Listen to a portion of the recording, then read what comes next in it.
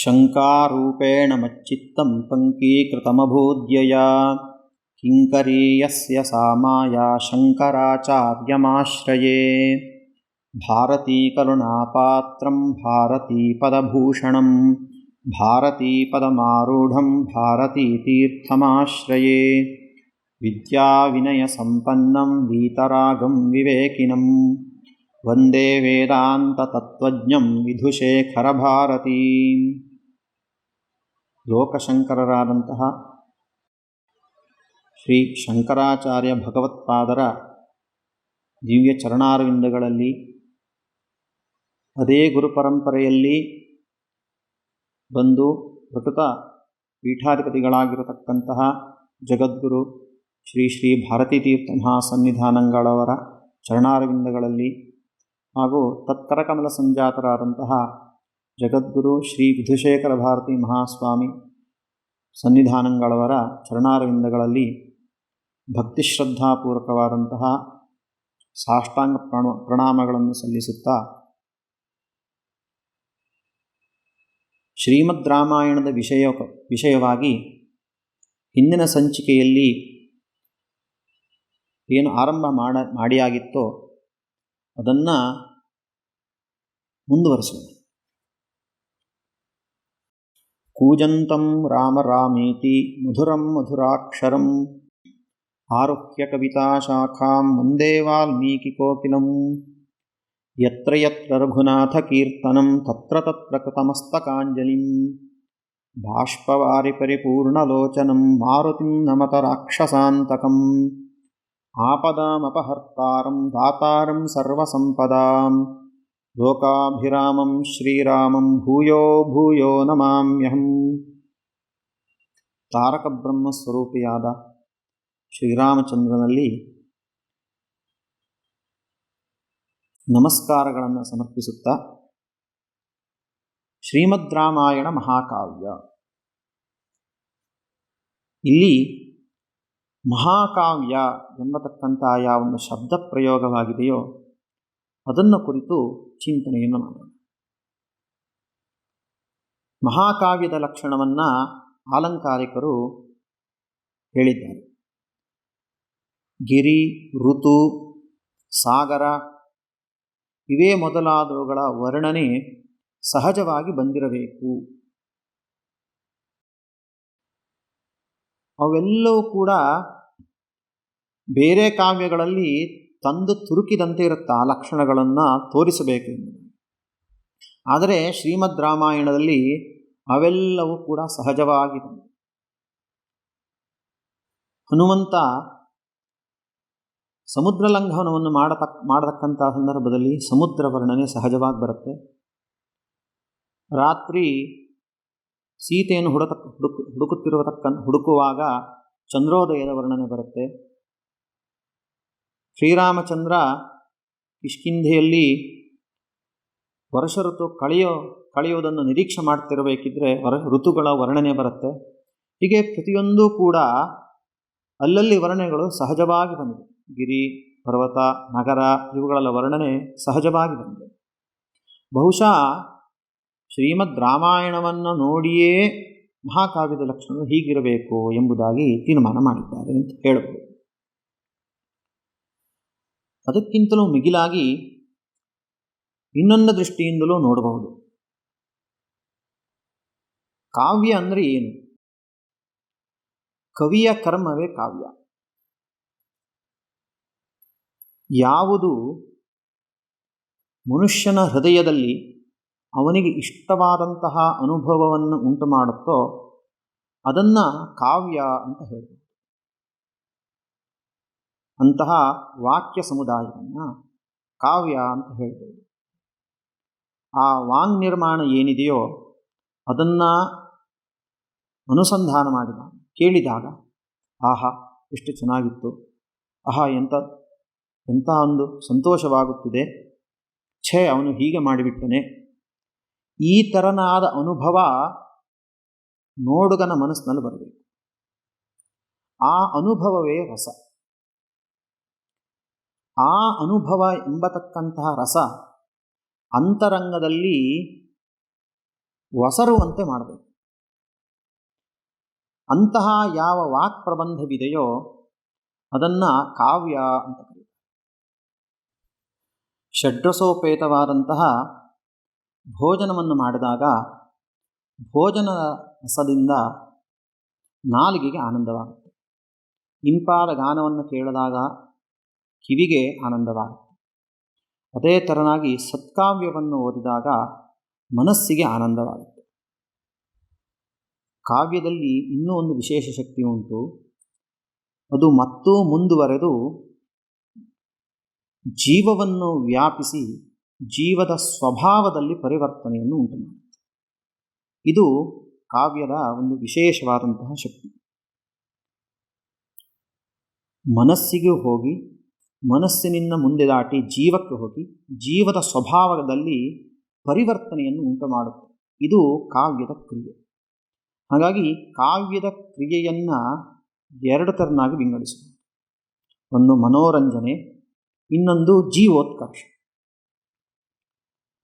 ಯಾವ ಕಾವ್ಯದಿಂದ ಮನೋರಂಜನೆಯು ನಡೆದು ಅಲ್ಲಿಂದ ಮುಂದುವರೆದು ಜೀವೋತ್ಕರ್ಷವನ್ನು ಕೂಡ ಯಾವ ಕಾವ್ಯ ಮಾಡುತ್ತೋ ಅದು ಮಹಾಕಾವ್ಯ ಅಂತ ಅನಿಸಿಕೊಳ್ಳುತ್ತೆ. ಯಾವ ಕಾವ್ಯ ಹೆಚ್ಚೆಚ್ಚಾಗಿ ಜೀವೋತ್ಕರ್ಷವನ್ನು ಮಾಡುತ್ತೋ ಅದು ಮಹಾಕಾವ್ಯ ಅಂತ ಅನಿಸಿಕೊಳ್ಳುತ್ತೆ.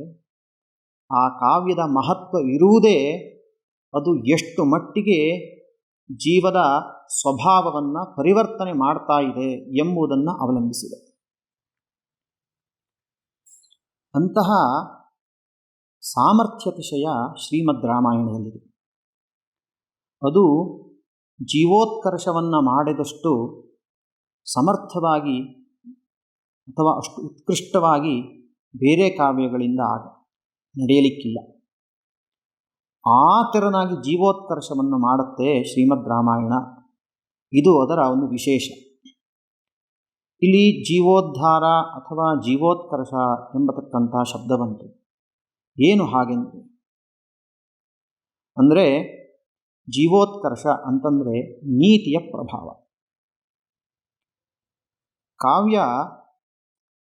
ಕಾವ್ಯವನ್ನು ಓದಿದಾಗ ನೀತಿಯ ಪ್ರಭಾವ ಜೀವದ ಮೇಲೆ ಆಗಬೇಕು. ಆದರೆ ಕಾವ್ಯ ಆ ಜೀವೋತ್ಕರ್ಷವನ್ನು ಅಂದರೆ ನೀತಿಯ ಪ್ರಭಾವವನ್ನು ಜೀವದ ಮೇಲೆ ನೇರವಾಗಿ ಅಂದರೆ ಪ್ರತ್ಯಕ್ಷ ಬೋಧನೆಯಿಂದ ಮಾಡುವುದಿಲ್ಲ. ಅದು ಹೇಗೆ ನೀತಿಯ ಪ್ರಭಾವ ಜೀವದ ಮೇಲೆ ಆಗತ್ತೆ ಅಂತ ಕೇಳಿದರೆ ಸ್ವತಃ ಹೃದಯ ಪರಿವರ್ತನೆಯಿಂದ ಆಗುತ್ತೆ.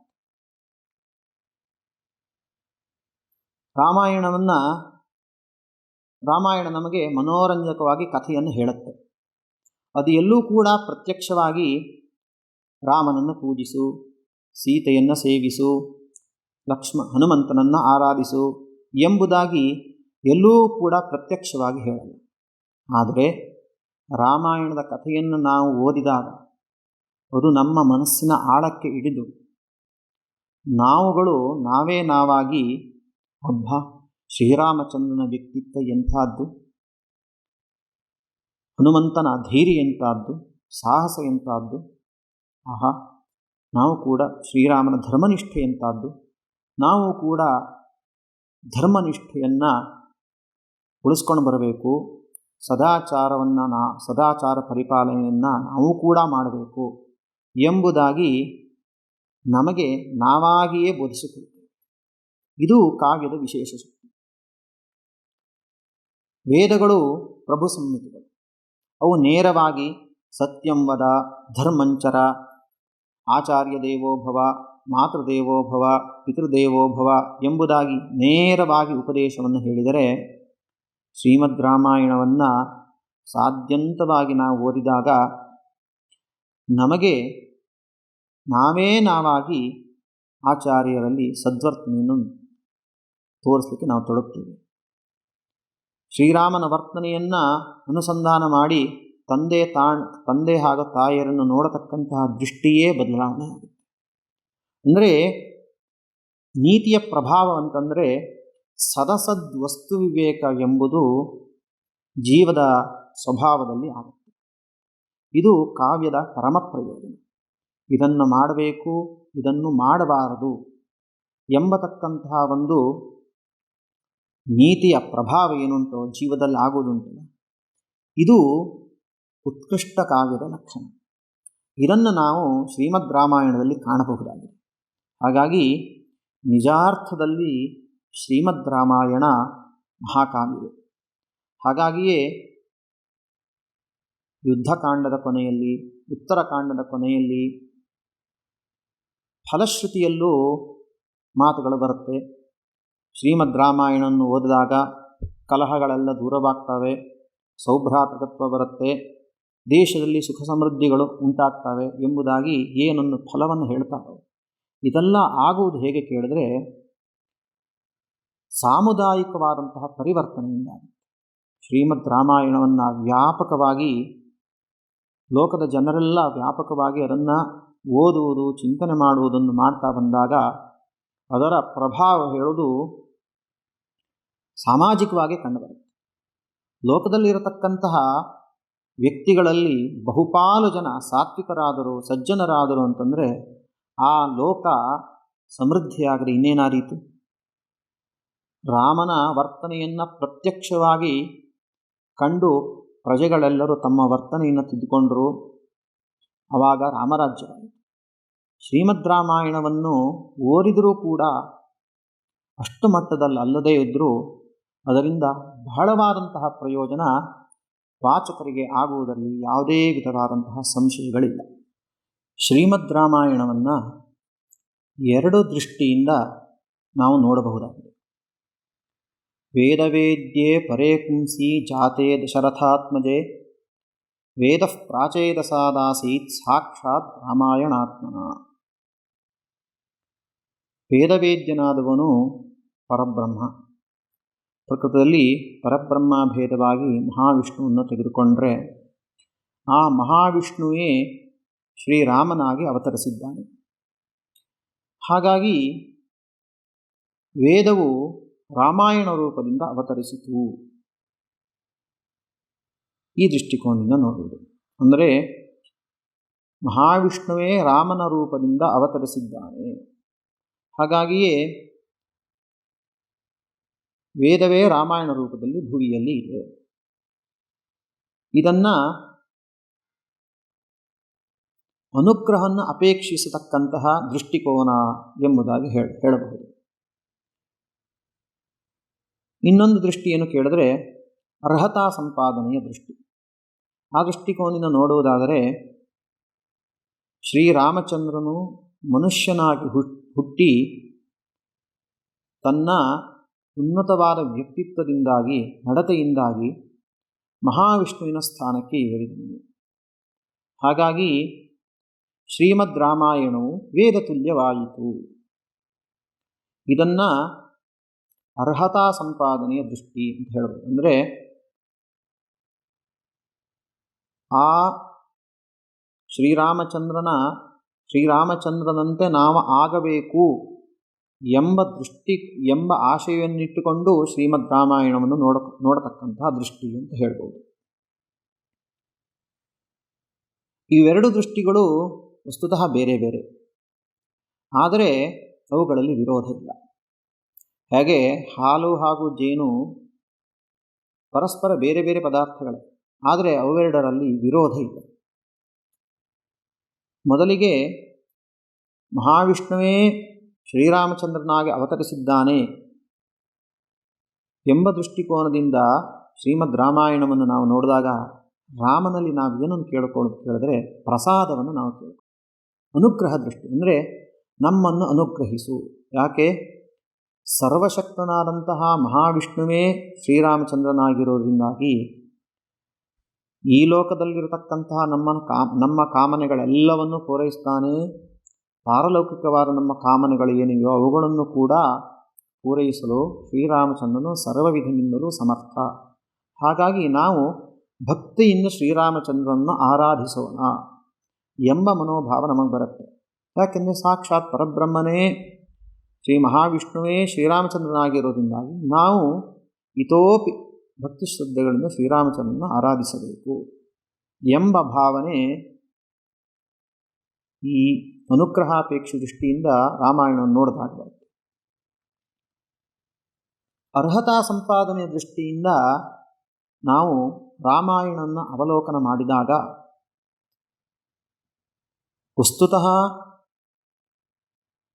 ಮಹಾವಿಷ್ಣುವೇ ರಾಮನಾಗಿ ಅವತರಿಸಿದ್ದರೂ ಕೂಡ ರಾಮ ಮನುಷ್ಯ ಭಾವದಿಂದ ಇದ್ದವನು. ಈ ಮಾತು ರಾಮಾಯಣದಲ್ಲೇ ಬರತಕ್ಕಂಥದ್ದು. ಆತ್ಮಾನಂ ಮಾನುಷಂ ಮನ್ಯೆ ರಾಮಂ ದಶರಥಾತ್ಮಕಂ. ನಾನು ನನ್ನನ್ನು ದಶರಥನ ಮಗನಾಗಿ ತಿಳಿದುಕೊಂಡಿದ್ದೇನೆ. ಶ್ರೀರಾಮಚಂದ್ರನ ವರ್ತನೆಗಳು ಕೂಡ ಶ್ರೀಮದ್ ರಾಮಾಯಣದಲ್ಲಿ ಅದೇ ಥರನಾಗಿದೆ. ಲೋಕಾತೀತವಾಗಿ ನಡೆದುಕೊಂಡವನಲ್ಲ. ಯಾವ ಒಂದು ವೇದನೆ ಸುಖ ಸಂತೋಷಗಳು ಸಾಮಾನ್ಯ ಜನರಿಗಿರುವೆಯೋ, ಯಾವೊಂದು ಕಷ್ಟ ಕಾರ್ಪಣ್ಯಗಳು ಸಾಮಾನ್ಯ ಜನರಿಗೂ ಒದಗಿ ಬಂದಿತ್ತೋ, ಅವೇ ಕಷ್ಟ ಕಾರ್ಪಣ್ಯಗಳನ್ನು ನೇರವಾಗಿ ಎದುರಿಸಿದವನು ಶ್ರೀರಾಮಚಂದ್ರ. ಆದರೆ ಅಳುಕದೆ ಧರ್ಮಬೋಧಿತವಾದಂತಹ ಮಾರ್ಗದಲ್ಲಿಯೇ ನಡೆದವನು ಶ್ರೀರಾಮಚಂದ್ರ. ಹಾಗಾಗಿ ಭಗವದವತಾರವಾದರೂ ಮನುಷ್ಯನ ಬೋಧನೆಗಾಗಿ, ಮನುಷ್ಯ ಹೀಗೆ ವರ್ತಿಸಬೇಕು ಎಂಬ ನೀತಿಯನ್ನು ಹೇಳುವುದಕ್ಕಾಗೇ ಆದಂತಹ ಅವತಾರ ಶ್ರೀರಾಮನ ಅವತಾರ. ಹೇಗೆ ಶ್ರೀರಾಮಚಂದ್ರ ಆತ್ಮಪ್ರಯತ್ನದಿಂದ, ಆತ್ಮ ಪರೀಕ್ಷಣೆಯಿಂದ, ಆತ್ಮಬೋಧೆಯಿಂದ ವಿಷ್ಣುವಿನ ಸ್ಥಾನಕ್ಕೆ ಏರಿದನೋ, ಅದೇ ಥರನಾಗಿ ನಾವುಗಳು ಕೂಡ ಯಾವುದೇ ಥರನಾದ ಸಂಕಟ ಕಷ್ಟಕಾರ್ಪಣ್ಯಗಳು ಎದುರಾದಾಗಲೂ ಧರ್ಮ ಮಾರ್ಗದಲ್ಲಿಯೇ ನಾವು ವರ್ತಿಸಿದರೆ ನಾವು ಕೂಡ ಉನ್ನತ ಮಾರ್ಗಕ್ಕೆ ಏರಬಹುದು ಎಂಬ ಭಾವನೆಯನ್ನು ಉಂಟು ಮಾಡುತ್ತೆ ಈ ದೃಷ್ಟಿಕೋನದಿಂದ ರಾಮಾಯಣ ಓದಿದಾಗ. ಅಂದರೆ ಶ್ರೀರಾಮಚಂದ್ರನ ದಿವ್ಯ ಚರಿತ್ರೆಯನ್ನು ಓದಿದಾಗ ಈ ದೃಷ್ಟಿಯಿಂದ ಓದಿದಾಗ ನಾನೂ ಕೂಡ ಹಾಗಾಗಬೇಕು ಎಂಬ ಭಾವನೆ ನಮ್ಮಲ್ಲಿ ಉದಿಸುತ್ತೆ. ಶ್ರೀರಾಮಚಂದ್ರನನ್ನು ಕೇವಲ ನಮ್ಮ ಅಂದರೆ ಸಾಮಾನ್ಯ ಜನರಕ್ಕಿಂತಲೂ ಮೀರಿದ ದೈವ ದೃಷ್ಟಿಕೋನ ದೈವವನ್ನಾಗಿಯೇ ನೋಡಿದರೆ ಶ್ರೀರಾಮಚಂದ್ರನಿಗೆ ಏನೋ ಅದು ಸಾಧ್ಯವಾಯಿತು, ನಮಗೆ ಆ ಥರದ ವರ್ತನೆ ಎಲ್ಲಿ ಸಾಧ್ಯ? ನಮ್ಮ ಹತ್ರ ಅದೆಲ್ಲ ಸಾಧ್ಯವಿಲ್ಲ, ನಮಗೆ ತೋಚಿದಂಗೆ ನಾವಿರುವುದೇ ಸರಿ, ಅದೆಲ್ಲ ಏನಿದ್ರು ದೇವತೆಗಳಿಗೆ. ಈ ಥರನಾದ ಭಾವನೆ ಬಂದುಬಿಟ್ರೆ ನಾವು ಕಾವ್ಯದ ಮುಖ್ಯ ಪ್ರಯೋಜನದಿಂದ ದೂರ ಇದ್ದಂಗೆ. ಹಾಗಾಗಿ ಈ ಮೊದಲನೆಯ ದೃಷ್ಟಿ ಏನುಂಟೋ ಅಂದರೆ ಪ್ರಸಾದವನ್ನು ನಿರೀಕ್ಷಿಸತಕ್ಕ, ಶ್ರೀಮದ್ ರಾಮಾಯಣವನ್ನು ಓದಿ ಶ್ರೀರಾಮನಿಂದ ಪ್ರಸಾದವನ್ನು ನಿರೀಕ್ಷಿಸತಕ್ಕಂತಹ, ಅಂದರೆ ಸರ್ವವಿಧದಲ್ಲೂ ಶ್ರೀರಾಮನ ನಮಗೆ ಅನುಗ್ರಹವನ್ನು ಮಾಡಲಿ ಎಂಬ ದೃಷ್ಟಿಕೋನದ ಜೊತೆಗೆ ನಾವು ಶ್ರೀರಾಮನ ದಿವ್ಯ ಚರಿತ್ರೆಯಿಂದ ನಾವು ಏನನ್ನು ಕಲಿಯಬಹುದು, ಹೇಗೆ ವರ್ತಿಸಬೇಕು ಸಮಾಜದಲ್ಲಿ ಎಂಬ ದೃಷ್ಟಿಕೋನವನ್ನು ನಾವು ಇಟ್ಕೊಳ್ಬೇಕು. ಹಾಗಾಗಿ ಮೊದಲನೆಯ ದೃಷ್ಟಿಕೋನವನ್ನು ನಾವು ದೈವ ಅಂತ ಇಟ್ಟುಕೊಂಡ್ರೆ, ಎರಡನೆಯ ದೃಷ್ಟಿಕೋನವನ್ನು ನಾವು ಗುರು ಎಂಬುದಾಗಿ ಇಟ್ಟುಕೊಳ್ಳಬಹುದು. ಇವೆರಡೂ ದೃಷ್ಟಿಕೋನವೂ ಸರಿಯೇ. ಇವೆರಡು ದೃಷ್ಟಿಕೋನದಲ್ಲಿ ಯಾವುದೂ ಕೂಡ ತಪ್ಪಿಲ್ಲ. ಯಾಕೆಂತ ಹೇಳಿದ್ರೆ, ಬೆಳಿಗ್ಗೆಯ ಹೊತ್ತಿನಲ್ಲಿ ಒಬ್ಬ ಭಕ್ತ ಬೆಳಿಗ್ಗೆಯ ಹೊತ್ತಿನಲ್ಲಿ ಭಕ್ತಿಯಿಂದ ಶ್ರೀರಾಮಚಂದ್ರನನ್ನು ದೈವವಾಗಿ ಪೂಜಿಸಿದರೆ, ಮಧ್ಯಾಹ್ನದ ಹೊತ್ತಿನಲ್ಲಿ ಯಾವುದೋ ಧರ್ಮ ಸಂಕಟ ಒದಗಿ ಬಂದಾಗ ನಾನು ಏನು ಮಾಡಬೇಕು ಎಂಬುದು ತೋಚದಿದ್ದಾಗ ಅವನಿಗೆ ಶ್ರೀರಾಮಚಂದ್ರನ ದಿವ್ಯ ಚರಿತ್ರೆ ಮನಸ್ಸಿಗೆ ಬಂದು, ಶ್ರೀರಾಮಚಂದ್ರ ಹೀಗೆ ಮಾಡಿದ್ದ, ಇಂಥ ಸಂದರ್ಭದಲ್ಲಿ ನಾನು ಕೂಡ ಹೀಗೆ ಮಾಡ್ತೇನೆ ಎಂಬುದಾಗಿ ಶ್ರೀರಾಮಚಂದ್ರನನ್ನೇ ಆದರ್ಶವಾಗಿಟ್ಟುಕೊಂಡು ತನ್ನ ಜೀವನದಲ್ಲೂ ಆ ನಡವಳಿಕೆಯನ್ನು, ಶ್ರೀರಾಮನ ದಿವ್ಯ ಚರಿತ್ರೆಯನ್ನು ಅಳವಡಿಸಿಕೊಂಡ್ರೆ ಅಲ್ಲಿಗೆ ಅವನು ಎರಡನೆಯ ದೃಷ್ಟಿಯಲ್ಲಿ, ಅಂದರೆ ರಾಮಾಯಣವನ್ನು ಗುರುದೃಷ್ಟಿಯಿಂದ ನೋಡಿದಂತ. ರಾತ್ರಿ ಏಕಾಂತ ಧ್ಯಾನದಲ್ಲಿ ಶ್ರೀರಾಮನನ್ನು ಪರಬ್ರಹ್ಮ ದೃಷ್ಟಿಯಿಂದಲೂ ಕೂಡ ನೋಡಬಹುದು. ಹಾಗಾಗಿ ಇವೆರಡೂ ದೃಷ್ಟಿಕೋನಗಳು ಪರಸ್ಪರ ವಿರೋಧವಿಲ್ಲದೆ ನಮಗೆ ವಾಚಕರಿಗೆ ಒಳ್ಳೆಯದನ್ನು ಉಂಟು ಮಾಡತಕ್ಕದ್ದೇ ಆಗಿದೆ. ಹಾಗಾಗಿ ನಾವು ಶ್ರೀಮದ್ ರಾಮಾಯಣವನ್ನು ಓದುವಾಗ ಇವೆರಡೂ ದೃಷ್ಟಿಕೋನವನ್ನು ಇಟ್ಟುಕೊಳ್ಳೋದು ತುಂಬ ಅಗತ್ಯವಾಗಿದೆ. ನಾವು ಶ್ರೀಕೃಷ್ಣನ ದಿವ್ಯ ಚರಿತ್ರೆಯನ್ನು ನೋಡ್ತೀವಿ. ಅದರೊಳಗಡೆ ರಾಕ್ಷಸರ ವಧೆ, ಮಾಯಾಶಕ್ತಿಯಿಂದ ರಾಕ್ಷಸರ ವಧೆಯ ಕಾರ್ಯಗಳೆಲ್ಲ ಅಲ್ಲಿ ನಡೆಯುತ್ತೆ.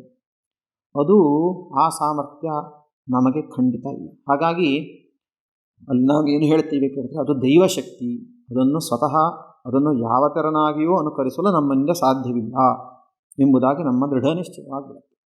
ಆದರೆ ಶ್ರೀರಾಮಚಂದ್ರನ ದಿವ್ಯ ಚರಿತ್ರೆಯಲ್ಲಿ ಅದಕ್ಕೆ ಅವಕಾಶವಿಲ್ಲ. ಜನಸಾಮಾನ್ಯನಾಗಿ ಇದ್ದು ಜನಸಾಮಾನ್ಯನಾಗಿ ವರ್ತಿಸಿ ಉತ್ಕೃಷ್ಟ ಪರಮಪದವಿಗೆ ಏರಿದವನು ಶ್ರೀರಾಮಚಂದ್ರ. ಹಾಗಾಗಿ ಅವನನ್ನು ಗುರುವಾಗಿರಿಸಿಕೊಂಡರೆ ನರನೂ ಕೂಡ ನಾರಾಯಣನಾಗಲಿಕ್ಕೆ ಸಾಧ್ಯವಾಗುತ್ತೆ. ಹಾಗಾಗಿ ನರತ್ವದಿಂದ ದೇವತ್ವಕ್ಕೆ ಏರಲು ಸೇತುಪ್ರಾಯವಾದುದು ಈ ಶ್ರೀಮದ್ ರಾಮಾಯಣ. ಹೀಗೆ ಬಹಳ ವಿಶೇಷಗಳು ಈ ಶ್ರೀಮದ್ ರಾಮಾಯಣದಲ್ಲಿ ನಾವು ಕಾಣಬಹುದಾಗಿದೆ. ಅಂದರೆ ಇದನ್ನು ಶ್ರೀರಾಮದ್ ರಾಮಾಯಣದಲ್ಲಿ ಹೇಳಿದಂತೆ ಸಮುದ್ರಮಿವ ರತ್ನಾಢ್ಯಂ, ಅಂದರೆ ರತ್ನಾಕರದಂತ ಇರತಕ್ಕಂಥದ್ದು ಶ್ರೀಮದ್ ರಾಮಾಯಣ. ಇದನ್ನು ಚಿಂತಿಸಿದಷ್ಟು ಇನ್ನೂ ಹೊಸ ಹೊಸ ವಿಷಯಗಳು ದೊರೆಯುತ್ತೆ. ಹಾಗೆ ಸಮುದ್ರದ ಗಾಂಭೀರ್ಯವನ್ನು, ಅದರ ಅಲೆಯ ಹೊಡೆತವನ್ನೇ ನೋಡಿ ಕೆಲವೊಂದಿಷ್ಟು ಜನ ಸಂತೋಷವನ್ನು ಪಟ್ಟರೆ, ಇನ್ನು ಕೆಲವಷ್ಟು ಸಾಹಸಿಗಳು ಸಮುದ್ರದ ಆಳಕ್ಕೆ ಇಳಿದು ಅನರ್ಘ್ಯ ರತ್ನವನ್ನು ಹುಡುಕಿ ತರ್ತಾರೆ. ಹಾಗೆ ಶ್ರೀಮದ್ ರಾಮಾಯಣವನ್ನು ಸ್ಥೂಲ ದೃಷ್ಟಿಯಿಂದ ನೋಡಿದರೂ ಸಂತೋಷ ಉಂಟು, ಅಲೌಕಿಕ ಪ್ರಯೋಜನಗಳುಂಟು. ಸೂಕ್ಷ್ಮ ದೃಷ್ಟಿಯಿಂದ ನೋಡಿದರಂತೂ ಅದು ಜೀವೋತ್ಕರ್ಷಕ್ಕೆ ನಾಂದಿಯಾಗಿದೆ. ಶ್ರೀಮದ್ ರಾಮಾಯಣದಲ್ಲಿ ಸದ್ಗುಣಗಳಿಗೆಲ್ಲ ನಿದರ್ಶನಪ್ರಾಯರಾದವರು ಹೇಗಿದ್ದಾರೋ ಹಾಗೆ ದುರ್ಗುಣಗಳಿಗೂ ನಿದರ್ಶನಪ್ರಾಯರಾದವರನ್ನು ನಾವು ಕಾಣಬಹುದು. ಭ್ರಾತೃವಾತ್ಸಲ್ಯಕ್ಕೆ ಶ್ರೀರಾಮಚಂದ್ರ, ಲಕ್ಷ್ಮಣ, ಭರತರು ನಿದರ್ಶನರಾದರೆ, ಭ್ರಾತೃ ಸೌಹಾರ್ದ ಹೇಗಿರಬಾರದು, ಭ್ರಾತೃಗಳು ಹೇಗೆ ವರ್ತಿಸಬಾರದು ಎಂಬುದಕ್ಕೆ ನಿದರ್ಶನರಾಗಿ ಕಾಣ್ತಾನೆ ವಾಲಿ. ಮಗುವಿನಂತಹ ಮುಗ್ಧ ಮನಸ್ಸಿಗೆ ನಿದರ್ಶನರು ಋಷ್ಯಶೃಂಗರಾದರೆ, ಗಯ್ಯಾಳಿ ಹೆಂಗಸಿಗೆ ನಿದರ್ಶನವಾಗಿ ಇರ್ತಾಳೆ ಶೂರ್ಪಣಖಿ. ಒಬ್ಬ ಅತಿಕಾಮಿಯಾದ ಪುರುಷನಿಗೆ ನಿದರ್ಶನನಾಗಿ ರಾವಣನಿದ್ದಾನೆ. ಬೀಭತ್ಸವಾದಂತಹ ಪರಾಕ್ರಮ ಇವುಗಳಿಗೆ ನಿದರ್ಶನವಾಗಿ ಕುಂಭಕರ್ಣ ಕಾಣ್ತಾನೆ. ಹೀಗೆ ಎಲ್ಲ ಗುಣಗಳಿಗೂ, ಸದ್ಗುಣಗಳಿಗೂ ಹಾಗೂ ಅವಗುಣಗಳಿಗೆ ನಿದರ್ಶನ ಆದವರು ಇಲ್ಲಿ ಕಾಣುತ್ತಾರೆ. ಈ ಗುಣ ಹಾಗೂ ಅವಗುಣಗಳ ಮಧ್ಯೆ ಯಾವೊಂದು ಸಂಘರ್ಷ ನಡೆಯುತ್ತೋ ಆ ಸಂಘರ್ಷದಲ್ಲಿ ಕೊನೆಗೆ ಸದ್ಗುಣಗಳೇ ಜಯಿಸ್ತವೆ. ಇದನ್ನು ನಾವು ರಾಮಾಯಣದಲ್ಲಿ ಕಾಣಬಹುದಾಗಿದೆ. ಈ ಥರನಾದ ಅನೇಕ ವಿಶೇಷಗಳು ಶ್ರೀಮದ್ ರಾಮಾಯಣದಲ್ಲಿವೆ. ಮುಂದಿನ ಸಂಚಿಕೆಯಲ್ಲಿ ಇನ್ನು ಮುಂದಿನ ವಿಶೇಷಗಳನ್ನು ಗಮನಿಸೋಣ. ಶಾರದೆ ಪಾಹಿ ಮಾಂ ಶಂಕರ ರಕ್ಷ ಮಾಂ, ಶಾರದೆ ಪಾಹಿ ಮಾಂ ಶಂಕರ